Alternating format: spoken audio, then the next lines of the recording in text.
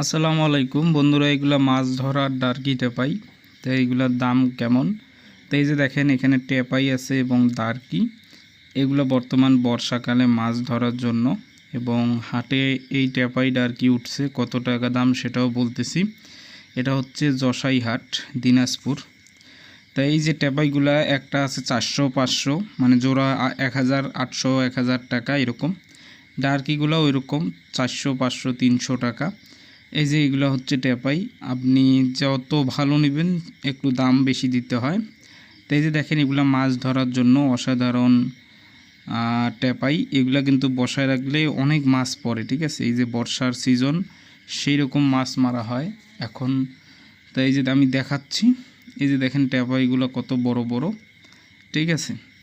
তা এগুলা অনেক ভালো, অসাধারণ। এই দৃশ্যটি আপনাদের মাঝে তুলে ধরতেছি। তা অবশ্যই ভিডিওটি শেয়ার করবেন এবং লাইক কমেন্ট করবেন, সাবস্ক্রাইব করবেন। নিয়মিত এরকম ভিডিও পাবেন। সবাই ভালো থাকবেন। আসসালামু আলাইকুম।